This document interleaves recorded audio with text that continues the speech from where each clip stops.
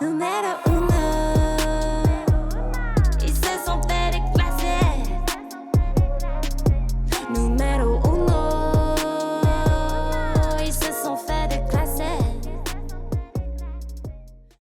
Bonjour, mon nom est Maude Pilon-Berrien, je suis propriétaire et thérapeute de la clinique MTB, une clinique qui est axée sur des soins de massothérapie thérapeutique et sportifs.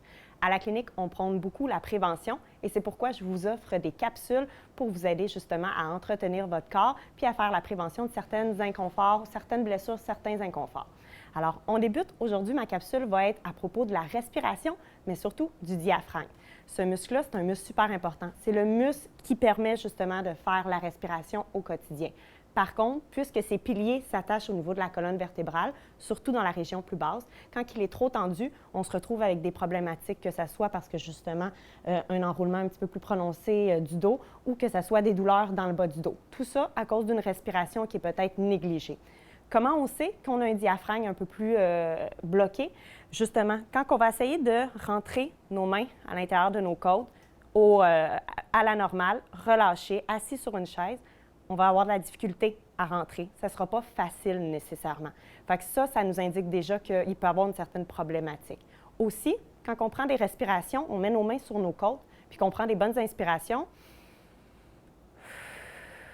on va voir qu'il n'y a pas trop de mouvement si on est bloqué. Habituellement, on sentirait, là, notre cage thoracique serait supposée forcer contre nos mains quand on inspire puis on expire. Puis là, si on est trop bloqué, ça ne le fait pas. Fait qu'on le sait à ce moment-là que le diaphragme est bloqué. Le diaphragme, c'est un muscle, donc on doit venir le travailler et le détendre et l'étirer comme n'importe quel autre muscle. Bien sûr, comment il va s'étirer? C'est avec l'aide de la respiration. Alors, je vous montre aujourd'hui une petite technique pour pouvoir justement le masser, puis par la suite, on va voir une technique pour pouvoir l'étirer.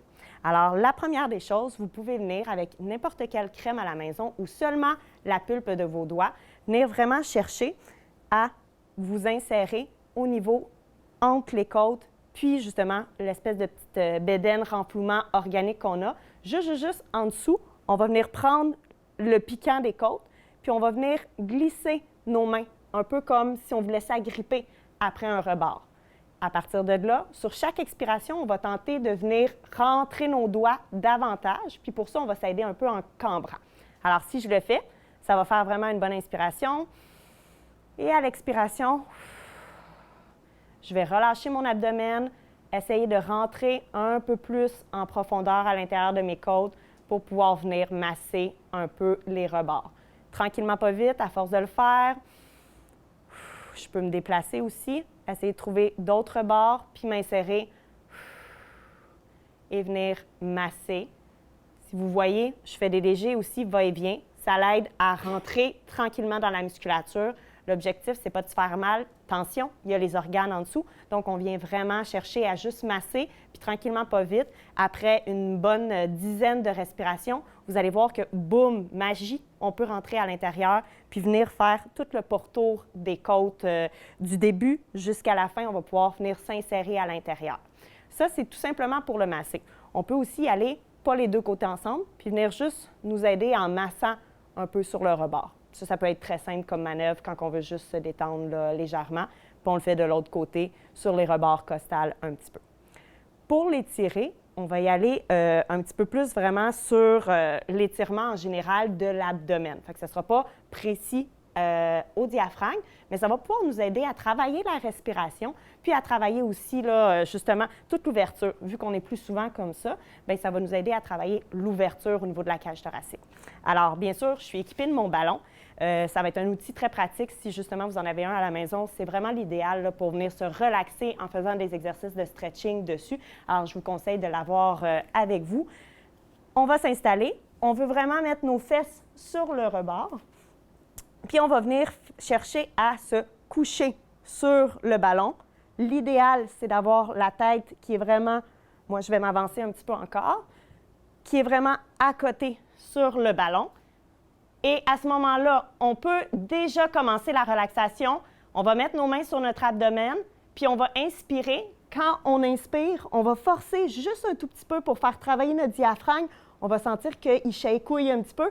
On va l'aider un petit peu, puis on va relaxer par la suite. Alors, ce que ça va faire, c'est que on va inspirer, on force, on retient un petit peu et on laisse aller et on relâche le corps davantage.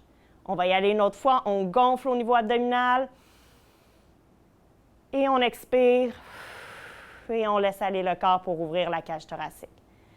Par la suite, après plusieurs séquences, peut-être 3 ou 5 séquences, on peut se laisser relaxer sur le ballon, ouvrir la cage thoracique, toujours avec le cou appuyé pour ne pas faire de résistance, laisser aller le corps, puis faire des étirements au niveau de la bride pectorale pour aider à ce que la cage thoracique vienne s'ouvrir puis donne plus de place à la région du diaphragme par la suite.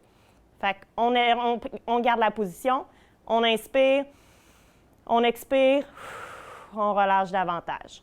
On va tenir cette position-là environ 30 secondes, peut-être un petit peu plus si vous êtes à l'aise avec la position, mais on fait toujours attention. Quand on revient puis qu'on se redresse, on y va à l'expiration pour ne pas brusquer tout ce qu'on vient de travailler. Bien sûr, je vous recommande quand même pour des astuces un petit peu plus poussées, des exercices un peu plus poussés, de faire vraiment là, ça avec un professionnel de la santé. Fait que ce soit un kinésiologue, un kinésithérapeute, peu importe, là, demandez justement d'être encadré pour être sûr que vous avez les bons exercices pour votre physionomie à vous. Alors, sur ce, c'était Maude Plombernier de la clinique MPB, puis je vous souhaite une excellente journée. Pratiquez à la maison les petites astuces, ça va vous aider à améliorer votre qualité de vie. À la prochaine!